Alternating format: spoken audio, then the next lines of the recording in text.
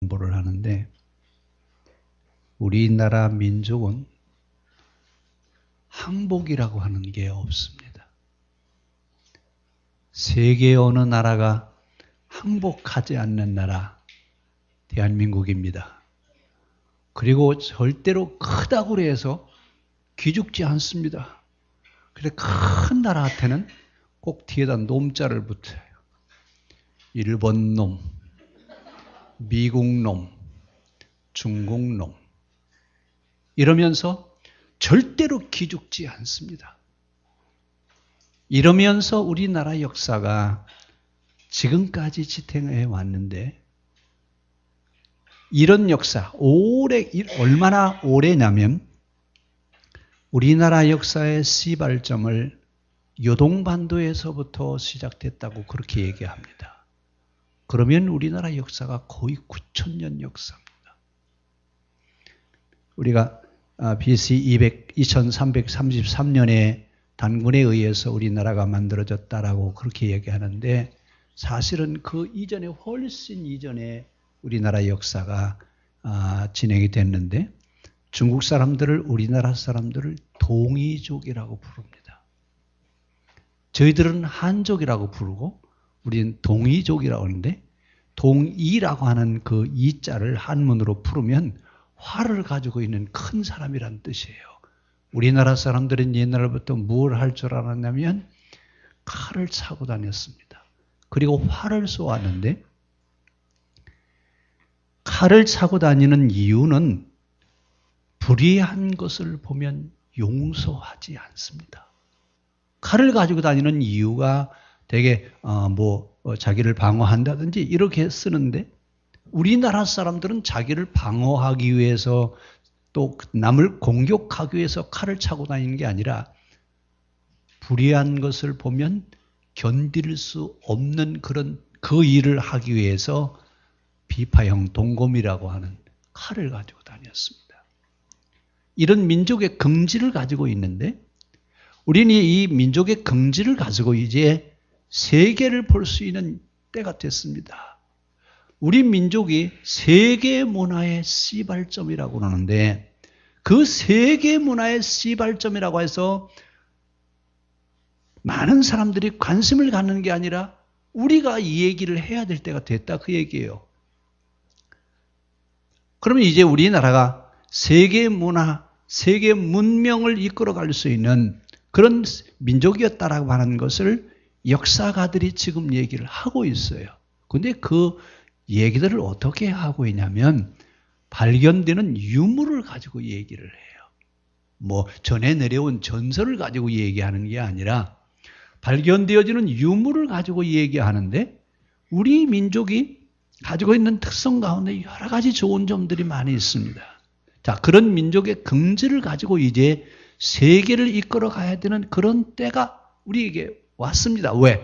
시작한 대로 왔는데 우리나라는 그럼 왜 이렇게 나라가 조그마냐? 우리나라는 남을 공격하지 않습니다. 처음에는 요동반도에서부터 요하 이쪽으로 해서 저쪽 그 만주 이쪽으로 해서 두만강 있는 쪽으로 해서 그게 본래 우리나라입니다. 거기서 시작을 했는데 오랑캐족들이 하도 침범해 오니까 계속 쫓겨가지고 여기까지 온 겁니다.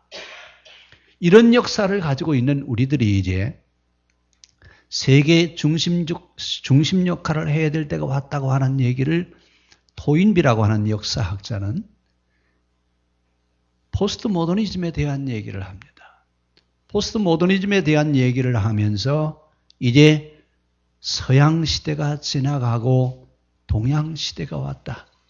동양 시대인데 동양 어디 있냐라고 하는 얘기입니다. 많은 사람들이 중국이나 인도일 것이다. 근데 일본은 아예 치지를 않습니다. 왜? 일본은 자기 민족의 문화가 없어요. 그건 다 중국에서 가져가고 우리나라에서 가져온 문화들을 가지고 오랑캐 문화를 만들어가지고 매일 싸우기만 좋아하고 어떻게 하면 남의 나라 침략하려고 하는 그런 근성을 가지고 있는 게 일본입니다. 그럼 세계 문화를 이끌어갈 수 있는 문화는 어디에 있느냐? 남의 나라를 침범하거나 남의 나라를 지배한 적이 없는 그런 나라이어야 되는데 그런 나라이면서 서양 종교인 기독교를 수용할 수 있는 수용성이 있는 나라이어야 앞으로 세계 문화를 이끌어갈 수 있습니다. 그럼 어느 나라여야 돼요? 우리나라입니다. 저는 하여튼 제가 죽기 전에 그때가 왔으면 좋겠어요. 하여튼 우리나라가 이제 세계를 이끌어갈 때가 왔는데 문제는 우리나라가 세계를 이끌어갈 수 있는 사상이 나와야 됩니다. 그러니까 그 사상은 지금까지 있는 사상이 아니라 최고의 사상이어야 돼요. 왜냐하면 최고의 사상에서 최고의 영향력이 나오기 때문에 그렇습니다. 그럼 이제 우리는 한국의 때를 맞으면서 한국의 때를 준비해야 될 때가 됐는데 이 한국의 때 우리는 무엇을 준비해야 되느냐? 한국 사상을 준비하는데 그것은 기독교가 토대가 되어야 됩니다. 기독교 위에 있는 한국 사상을 이야기할 수 있는 그런 때가 지금 우리에게 왔어요. 그럼 이제 앞으로 세계적인 일을 해야 되는 사람들이 누구냐면 기독교인이라 그 얘기예요. 다른 종교인들은 왜 그러면 안 되느냐? 하나님을 아버지라고 믿는 자들이어야 세계를 보는 하나님의 입장에서 세계를 볼 수 있기 때문에 그렇습니다. 세계를 하나님의 입장에서 세계를 볼 수 있는 눈이 있어야 세계를 이끌어갈 수 있는 힘이 생긴다 그 말입니다. 그럼 이제 우리가 그 일을 해야 되는데 그 일을 하기 위해서 우리 교회 안에 교회가 지금 해야 될 일이 있어요. 뭘 해야 되느냐 하면 성경을 똑바로 가르쳐야 됩니다. 성경을 바로 가르쳐야 되는데 성경을 똑바로 가르쳐 주지 않으면 이제 앞으로 큰 일을 할 수가 없어요. 그럼 이제 우리가 좀 해야 되는 일은 뭐부터 해야 되느냐 하면 성경을 바로 가르치는 일부터 해야 돼요. 그러면 성경을 바로 가르친다라고 하는 말은 지금까지는 성경을 우리 입장에서만 봐왔어요.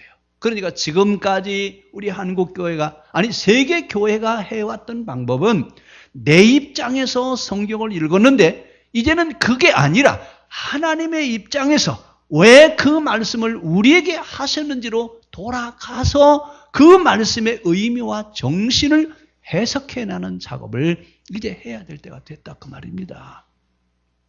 그럼 이제 우리는 성경을 어떻게 봐야 되느냐? 성경을 내 입장에서만 볼 것이 아니라 하나님의 입장으로 돌아가라 그 말입니다. 아마 여러분들은 성경을 보면 줄 쳐놓은 데 있어요. 그렇죠? 줄 쳐놨는데 어디에다 줄을 많이 쳐놨냐면 다 자기에게 좋게 여겨지는 데는 줄을 다 쳐놨어요. 근데 진짜 하나님이 우리에게 원하시는 그런 부분은요. 다 건너뛰었어요. 이제는 바꿔야 돼요. 어떻게 해요? 내 입장에서 나에게 은혜로운 말씀들에게 줄을 칠 것이 아니라 하나님의 입장에서 우리에게 하시기를 원하시는 그런 말씀 속에다가 줄을 쳐놔야 돼요. 입장이 바뀌어져야 된다 그 말입니다. 그러면 이제 성경을 보되 성경을 하나님의 입장으로 돌아가서 보는데 그 성경을 하나님의 입장에 돌아가서 본다라고 하는 얘기는 무슨 얘기냐면 창조의 원리와 성경의 원리는 다르지 않다 그 말입니다. 오늘 예수님이 지금 비유의 말씀을 하시면서 씨 뿌리는 얘기를 하세요. 자, 이 씨 뿌리는 얘기를 하시면서 씨를 뿌리면 어떻게 돼요? 여러분 우리 되게 우리 농사를 잘 안 하시지만 옛날 생각하시면서 들읍시다. 자, 밭에다가 씨를 뿌리면 어디다 뿌려야 돼요? 예? 일항을 딱 만들어 놓고 일항에다 뿌려요. 그냥 아무렇게나 뿌리면 돼요. 예? 유대인들은 어떻게 씨를 뿌리냐면 나귀 등에다가 씨자루를 실어요. 실고 거기다가 구멍을 뚫어놓고 나귀를 끌고 다녀요. 그러면 씨가 어디로 떨어져요? 제자리에 심겨져야 될 자리에 떨어져야 돼요. 아무데나 떨어져서 나기만 하면 돼요. 지금 예수님이 이 얘기를 하시는 거거든요. 씨를 뿌리는데 이랑에다가 곡식이 이 씨가 떨어져서 뿌리를 내려서 열매를 맺어서 결실을 할 수 있도록 씨가 떨어져야지 아무 데나 씨가 떨어진다고 결실하느냐 그 말입니다. 이 얘기를 지금 예수님이 하시고 있으면서 하시길 원하시는 얘기는 뭐냐? 씨는 하나님의 말씀이죠. 하나님의 말씀을 받아들이는 사람은 어디다 받아들여야 돼요? 어떤 마음이어야 돼요? 길가 같은 마음이에요? 돌바 같은 마음이에요? 아니면 가시덤불 우거진 밭이에요? 아니면 다 걷어내고 잘 자랄 수 있도록 만들어놓은 옥토여야 돼요. 제가 얘기하는 말이 맞아요? 그거 상식이에요. 씨를 뿌리는 사람은 옥토에다가 씨를 뿌려야 씨가 나서 결실을 하지. 아무 데나 뿌려놓고 그냥 나면 되겠지라고 하면 가을에 가서 거둘 것이 없습니다. 그래서 오늘 씨 뿌리는 사람에 대한 얘기를 하시는데, 씨 뿌리는 사람이 낙이 등에다가 씨자루 싣고 다니면서 그냥 씨 뿌리면 뭘 얻을 수 있겠느냐? 옥토에다가 잘 씨를 뿌려야 결실을 할 수 있지 않겠느냐라고 하는 얘기입니다. 오늘 이야기는 씨 뿌리는 자와 밭에 대한 얘기입니다. 그러면 밭은 어떤 밭이어야 돼요? 제가 지금 질문을 제대로 하고 있어요? 그런데 예수님은 밭에 대한 얘기를 할 때 어떤 밭은 길가와 같이 단단히 굳어져 있는 밭이 있고 어떤 밭은 또 돌짝밭이고 어떤 밭은 가시덤불이 가득 차 있는 밭이고 이런 얘기를 하시고 있습니다. 말씀을 들을 때 이제는 어떤 밭을 가지고 말씀을 들어야 되느냐? 어디에 대해? 옥토여야 돼요.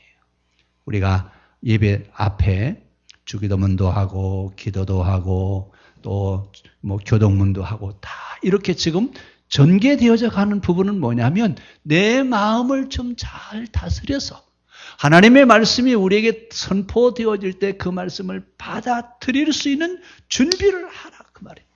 그래서 그 앞에 있는 순서들을 우리가 같이 기도도 하고 교동문도 하고 하는 이유들이 마음을 좀 준비하라. 마음이 준비되어져서 어떤 말씀이든지 어떤 씨든지 옥토에다 떨어지면 반드시 나서 결실을 할 수 있는 것처럼 우리의 마음도 그런 마음이어야 되지 않겠느냐라고 하는 얘기입니다. 그래서 지금 예수님이 창조의 원리를 가지고 우리에게 말씀을 하시고 있는데 지금 예수님이 뭐라고 말씀하냐면 예수님이 가시는 동네 사람들이 너무나 많이 큰 무리를 이루었더니 예수님이 비유로 말씀하시더라. 그리고 예수님이 가시는 곳마다 많은 사람들이 몰려왔는데 예수님 앞에 오는 사람은 두 부류입니다. 한 부류는 의롭다라고 생각하는 의인이라고 하는 사람들과 한 부류는 우리는 죄인이야, 우리는 하나님 앞에 갈 수 없는 손가락질을 받는 죄인이야 라고 하는 두 부류의 사람들이 예수님을 따라옵니다. 스스로 의인이라고 하는 사람들은 특히 유대교 교인들이죠. 유대교의 핵심 분자들입니다. 그런데 이 사람들은 자기 스스로 뭐라고 얘기하냐면 나는 누구다? 나는 의인이라서 나 같은 사람이 천국에 가는 것이다. 그런데 나는 의인이라고 하는 기준이 어디 있느냐? 자기들이 만들어놓은 교리와 신학에 의해서 자기들 스스로 의인이라고 그럽니다. 오늘 이렇게 종교적인 규칙과 조항을 만들어 놓고 자기들 스스로 의인이라고 하는 이런 의인 그룹이 예수님을 따라왔고, 근데 이 사람들이 왜 예수님을 따라왔느냐? 우리가 의인이라고 하는 것이 맞는지 안 맞는지 확인하러 오는 거죠. 또 한 부류는 누구냐? 버려진 자들입니다. 그런데 버려진 자들이라고 하는 사람들은 누가 버렸다고 가르쳤느냐? 이들은 하나님으로부터 버림을 받은 자들이라.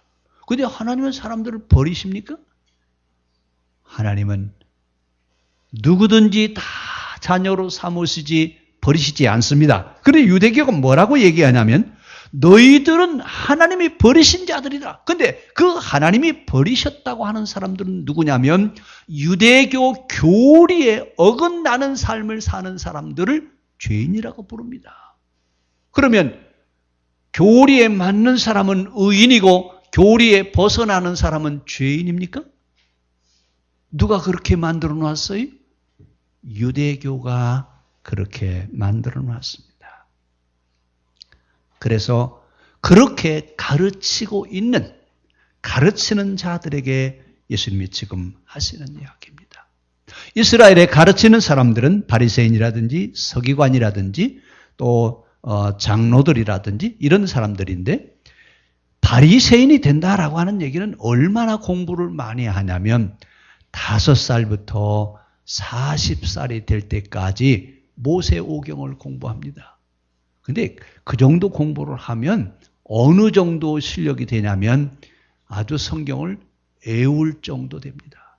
자, 이렇게 성경을 애우다시피 하고 있는 아주 우리나라 얘기하는 토시 하나 빼놓지 않고 다 기억할 만한, 그렇게 성경을 열심히 배우고 성경을 아는 그들에게 지금 이 말씀을 하시는 겁니다. 너희가 성경을 가르친다고 하느냐? 가르치려면 좀 제대로 가르쳐라. 성경을 가르치려면 제대로 가르치라, 그 말입니다. 여러분, 가르치는 사람의 사명은 얼마나 중요하냐면 한 번 잘못 가르쳐 놓으면 그것을 수정하는 건 정말 어렵습니다. 어려서 처음 배울 때 제대로 배워놓으면 잘 활용이 되지만 제대로 가르침을 받지 아니하면 정말 어렵습니다. 가끔 피아노 배우는 그 사람들한테 그 얘기를 제가 듣습니다. 처음 피아노를 배우는 사람이 전공자한테 가서 배우는 거하고 그냥 학원에 가서 아무렇게 배우고 나중에 이제 제대로 된 공부를 하려고 그러면 점검을 해보면 아무렇게 배운 사람은 제대로 이 피아노를 칠 수가 없다는 거예요. 그래서 다시 그것을 수정시켜줘야 되는데 처음 배우는 사람보다 수정시키는 것이 몇 배 더 어렵답니다. 왜 그러냐? 잘못 배우는 것을 수정한다라고 하는 것은 그만큼 어렵다 그 말이에요. 지금 우리가 신앙생활을 그렇게 해왔잖아요. 성경을 보는 것을 우리는 우리 입장에서만 보는 그런 훈련을 해왔는데 이것을 하나님의 입장으로 돌아가서 이제는 성경을 다시 보자고 그러니까 이게 잘 안 돼요. 안 되니까 뭐라고 그래요? 그거 혹시 이단 아니야? 그거 오직 성경 잘못 가르치는 거 아니야? 자기가 못하면 이단이고 자기가 하면 정통입니까? 이건 누가 하던 버릇이에요. 이게 유대교가 하던 버릇이에요. 근데 지금도 우리 생활 속에 아직도 남아있어요. 자, 하여튼 우리는 이제 어떻게 해야 되냐면 성경을 보는 방법을 바꿔야 돼요. 어떻게 바꿔야 되느냐? 내 입장에서 성경을 이해하지 말고 누구 입장에서요? 하나님의 입장으로 돌아가서 왜 하나님이 이 말씀을 우리에게 하셔야 됐는지, 왜 이 말씀을 우리에게 하셔야 되는지 그 이유를 찾고 그 말씀이 무엇을 말하려고 하는지 의미와 정신을 찾아야 됩니다. 이런 성경 해석이 이제 우리 시대에 이루어져야 앞으로 새 일을 행할 수 있습니다. 그런데 놀랍게도 기독교 2000년 역사 동안에 지금까지 하나님의 입장으로 성경을 해석하는 일이 없었어요. 왜 없었느냐? 가만히 생각해 보니까 그것은 21세기에 사는 산성교회 교인들이 해라. 아무도 아멘 안 하셔요. 우리의 할 일을 하나님이 그렇게 오랫동안 보관해 놓으셨다가 이제 너희가 그 일을 해라 말이야. 새 시대를 이끌어갈 수 있는 이 일을 너희가 하라 그러시는 것 같아요. 자, 이제 우리 성경 보는 방법을 바꿔야 되겠습니다. 내 입장에서 성경을 보는 것이 아니라 누구 입장으로 돌아가자고요? 하나님의 입장으로 돌아가서 왜 이 말씀을 우리에게 하셨을까? 이렇게 묻고 들어가시기를 바랍니다. 어떻게 묻고 들어가라고요? 성경을, 이 말씀을 왜 우리에게 주셨을까? 묻고 들어가십시오. 자, 그럼 오늘 말씀은 지금 예수님이 비유에 대한 얘기를 하시는데 왜 이렇게 말씀을 하셨어요? 말씀하시려고 하는 목적이 있습니다. 유대교는 지금까지 자기 기준대로 이야기를 했습니다. 근데 자기 기준이 원리와 이치에 맞느냐 그 말입니다. 내가 알고 있는 것이 원리와 이치에 맞아야 돼요. 내 생각대로 하면 되는 거예요. 세상의 모든 것은 법이 있습니다. 물이 흘러가는 법이 있어요. 그렇죠? 이제 여름이 되어 가니까 철새들이 다 어디 갔어요? 겨울 철새들은 어디로 갔어요? 다 북쪽으로 갔어요. 그리고 이제 여름 철새들이 또 날아오잖아요. 그러면 철새들은 겨울이 오는지 여름이 오는지 알아야 몰라요? 알고. 근데 만약에 겨울 철새가 겨울에 우리나라에서 겨울을 나는 철새가 뭐라고 그러냐면 참 먹고 살기 좋다. 이렇게 좋은 땅을 두고 여기를 두고 어디를 가? 나는 여기서 살 거야. 그리고 만약에 산다고 한다면 그 겨울 철새가 여름을 이겨낼 수 있겠죠? 만약에 여름 철새가 겨울이 오는데 아이고 여기 먹기 살기 좋으니까 여기서 살아야 되겠다. 그리고 머무르면 어떻게 될까요? 겨울에 얼어 죽죠. 자연의 원리를, 세상의 어떤 것도 자연의 원리를 거스르지 않습니다. 그런데 우리 사람들은요, 자연의 원리를 거스리는데 어떻게 거스리느냐? 개발한다고 그래요. 개발. 그래서 물 막 깎아내리고요. 산도 막 깎아내리고 물이 흘러가는 물길도 그냥 반듯하게 바로 잡아야 된다고 바로 잡아놓고 그러다 보니까 여름에 홍수 나면 어떻게 돼요? 뚝방이 다 터져버리고 여러분이 그 물이 흘러가는 법칙을 보면 참 멋있어요. 이렇게 물이 흘러가면서 제대로 흘러가게 되어 있는데 그것을 반듯하게 해놓으면 어떻게 돼요? 뚝방이 터져버려요. 모든 것은 다 원리, 이치가 있어요. 그 원리와 이치대로 되어져 가야 된다 그 말입니다. 오늘 원리와 이치대로 우리의 신앙이 다시 회복되어져야 될 줄로 믿습니다. 근데 유대인들은 뭐라고 얘기하냐면 자기들이 만들어놓은 원리와 이치대로 가라 그 말입니다. 그래서 뭐라고 그래요? 안식일 날 병 고치는 것, 밥을 먹는데 손 씻지 않고 먹는 것 얼마나 비난받았어요? 그러면서 여러분 사마리아 사람 강도 만난 유대인에 대한 이야기 예수님 말씀하시면서 강도 만난 자를 누가 구제해 줬죠? 제사장과 레위인이 같이 지나가는데도 그들은 어떻게 했어요? 왜 그냥 갔어요? 강도 만난 이 사람은 필경 죄가 있단 말이야. 근데 이렇게 죄를 지은 사람을 손을 대면 어떻게 돼요? 나도 부정해지니까 그냥 가버렸어요. 근데 사마리아 사람은요? 아니다. 이 사람 지금 강도 만나서 죽게 생겼는데 내가 그냥 지나가면 이 사람은 죽을 수밖에 없다. 그리고 이 사람을 구제해서 치료해 주었어요. 그럼 누가 의로운 사람이? 사마리아 사람이에요? 유대교의 종교적인 법으로 보면 이 사람은 부정한 사람인데요. 근데 주님은 어떤 사람을 의롭다고 그랬어요? 사마리아 사람을 의롭다고 그랬어요. 이렇게 신앙생활을 하고 있는 유대인들을 향해서 지금 예수님이 말씀을 하시는데 어떤 신앙이어야 되는가? 우리 한번 성경 찾아봅시다. 마태복음 13장 52절. 아마 여기 제가 줄쳐놓으라고 해놓고 애우라고 한 적이 있어요. 그렇죠? 마태복음 13장 52절. 자, 줄쳐놨죠, 거기? 예, 그러면 우리 한번 읽어봅시다. 13장 52절. 예수께서 이르시되 그러므로 천국의 제자된 서기관마다 마치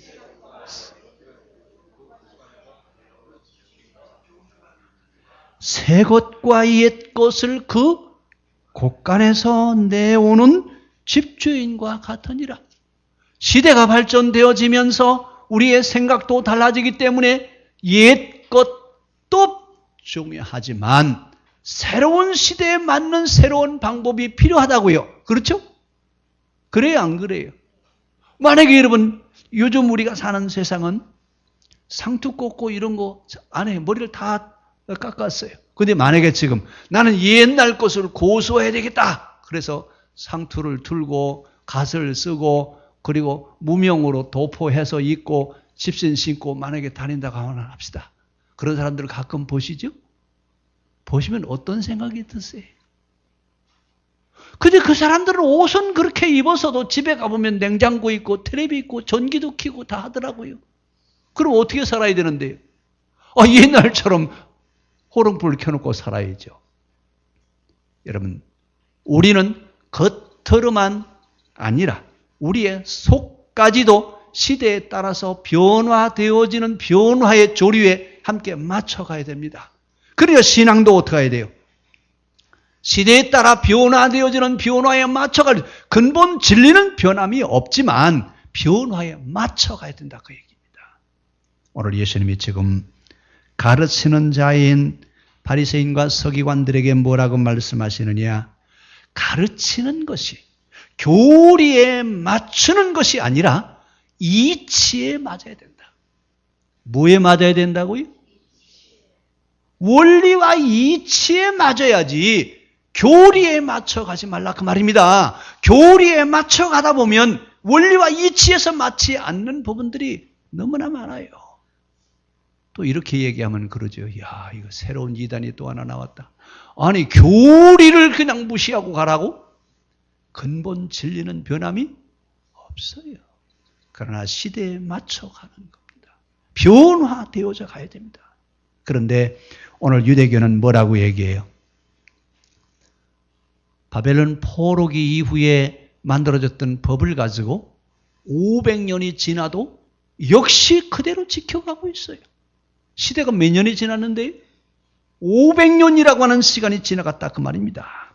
그래서 오늘 예수님은 씨 뿌리는 것을 이야기하면서 씨앗은 옛 거예요? 새 것이에요?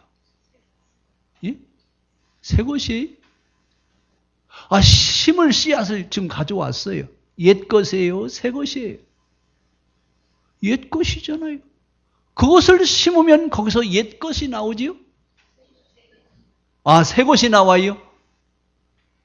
모든 사람은 다 알아요. 씨앗을 갖다 심어 놓으면 그 씨앗에서 뭐가 나온다고요? 새싹이 나오는 거 다 알아요. 그런데도 여러분, 우리 신앙은요, 새 것이에요? 옛 것이에요? 예? 죄송합니다만 장로교에서 오신 분들은 용서하세요. 장로교는요, 특히 웨스터민스터 신앙 고백을 넘어가면 이단이에요. 웨스터민스터 신앙 고백이 언제 있었어요? 1600년경에 있었어요. 그러면 그 사람들은 몇 년경의 삶을 살아야 돼요? 이게 시대에 맞는 이야기예요? 아니에요. 요즘 스마트폰 가지고요, KTX 타고 다니는 시대예요. 그런데도 여러분 옛날 500년 전의 생각 가지고 지금도 살라고 하느냐 그 말입니다. 자, 이제 우리의 신앙이 시대에 맞춰 가야 됩니다. 시대에 맞춰 가되 본질은 달라지지 않습니다. 본질은 변하지 않으면서 방법이 바뀌어져 가는 겁니다. 이렇게 변화되어져 가야 되는데 변화되지 않으니까 지금 예수님이 지금 그 얘기를 하시는 거죠. 그러면서 뭐라고 말씀하시냐면 비유로 말씀하셨어요. 아니, 지금 직접 대놓고 말씀하시지 왜 비유로 말씀하시느냐? 예수님은 가르치는 내용이 너무나 중요하든지 아니면 가르침을 받는 사람이 상처를 받게 생겼으면 꼭 비유로 말씀하세요. 오늘 씨 뿌리는 이야기는 너무나 중요하다 그 말입니다. 뭐가 중요하냐? 가르친다라고 하는 것은 얼마나 중요하냐? 가르치는 사람이 바로 가르치지 않으면 그 가르침을 받는 사람들은 바르게 자랄 수 없다. 이 얘기를 지금 예수님은 하시고 싶은 겁니다. 오늘 이 얘기를 하시면서 씨 뿌리는 자 씨를 뿌리되 어디다 뿌려야 돼요?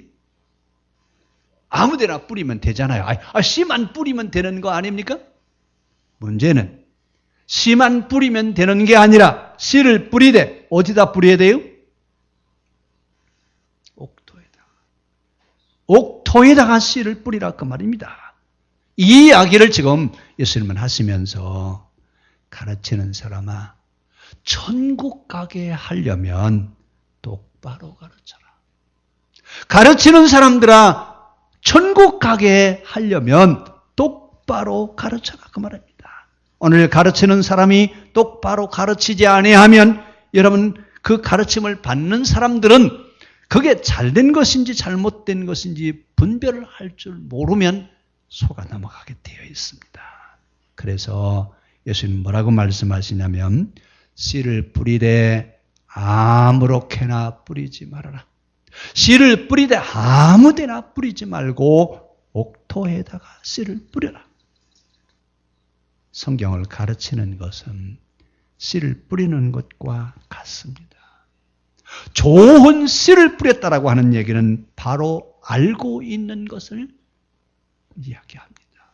그러니까 좋은 밭에다가 바로 알고 있는 것을 바르게 가르칠 수 있는, 그래서 천국에 이를 수 있도록 가르쳐야 되지 않겠느냐 그 말입니다.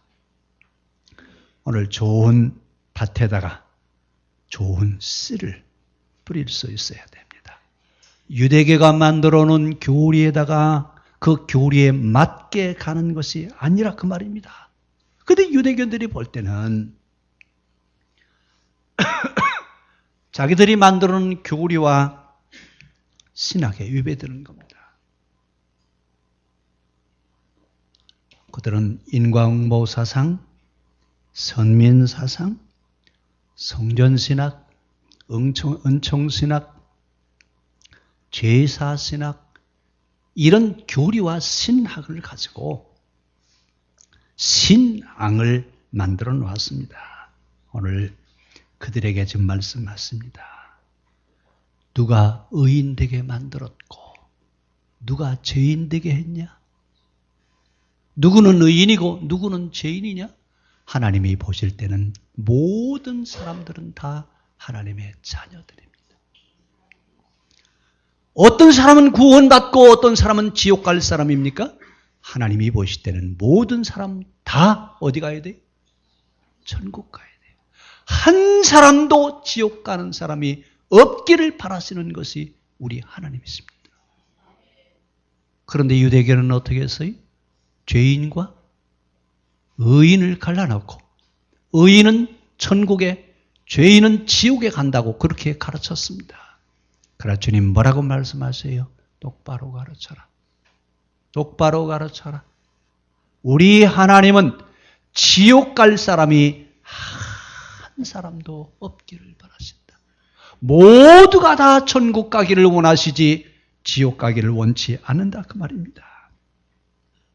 이 얘기를 하시면서 지금 씨 뿌리는 비유에 대한 얘기를 하십니다.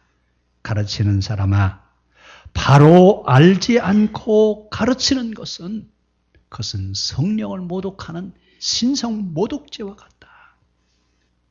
그러면서 그 말씀을 받는 밭도 날마다 바뀌어야 돼, 안 바뀌어야 돼요? 여러분, 우리가 새 농사를 지려고 할 때 맨 먼저 뭐부터 해요? 예? 씨를 뿌리려면 뭐 해야 돼요? 밭부터 갈아야죠. 밭 깔지 않고 씨 뿌릴 수 있어요? 근데 농부가 뭐라고 그래? 에이, 나도 그냥 그 밭에다가 그냥 씨 뿌리면 되지. 그리고 밭을 갈지 않고 만약에 씨를 뿌렸다? 그러면 얼마나 많은 수확을 할 수 있을까요? 우리는 늘 우리의 마음밭을 확인해야 됩니다. 내 마음밭이 잘 갈아 있어서 옥토가 되어서 어떤 말씀이든지 받아들일 수 있는 준비가 되었는지, 아니면 단단하게 굳어져서 아직 갈지도 갈아엎지도 못한 그런 땅으로 그냥 있는지. 그래서 예레미야는 뭐라고 얘기하냐면 너희의 묵은 땅을 기경하라. 너희 밭이, 너희 마음밭이 묵은 땅이 되지 않도록 잘 갈아엎어라 그 말입니다. 오늘 밭에 대한 이야기, 길가와 같은 밭, 돌밭 같은 밭, 가시덤불 같은 밭, 이 이야기를 나중에 제자들이 질문하죠. 선생님, 길가 같은 밭은 어떤 밭이고 돌밭은 어떤 밭이고 가시덤불 밭은 어떤 밭입니까? 주님이 또 다 설명을 하셔요. 길가와 같은 밭은 가르치는 자가 길가밭처럼 단단히 굳어져 있는 것, 씨 뿌릴 수 없는 그런 땅이 되게 만들어 놓은 밭, 길가와 같은 밭입니다. 돌밭은 어떤 밭이냐? 씨를 뿌려서 뿌리는 내리기는 내리는데 그 밑에 뭐가 있어요? 돌이 있어서 깊은 뿌리를 내릴 수가 없어요. 그래서 햇빛이 강하게 쪼이면 말라 죽는 것을 이야기합니다. 결국 시련과 고난 없이 신앙생활을 하게 하는 것은 돌밭과 같은 신앙입니다. 가시덤불 같은 신앙은 어떤 밭이냐? 기복신앙, 우상 종교 사상을 가지고 신앙생활을 하는 사람들은 가시덤불 밭과 같습니다. 우리가 길가 같은 밭, 돌짝밭 같은 밭, 가시덤불 같은 밭 다 갈아엎어서 어떤 하나님의 말씀이 우리 안에 주시든지 옥토가 되어서 잘 자라서 결실할 수 있는 그런 마음 자세가 필요합니다. 우리는 마음 자세를 바로 해야 되고, 가르치는 사람은 바로 알고 똑바로 가르쳐서 바른 신앙생활을 할 수 있게 하는 것이 우리의 일이어야 됩니다. 오늘 예수님 창조의 원리와 이치를 가지고 우리에게 말씀하십니다. 밭은 옥토이어야 되고, 씨앗은 올바른 똑바로 알고 가르치는 것이 되어야 된다라고 우리가 말씀하십니다. 오늘 이 두 가지가 온전하게 이루어져서 새 시대를 이루어 갈 수 있기를 바랍니다. 기도하겠습니다.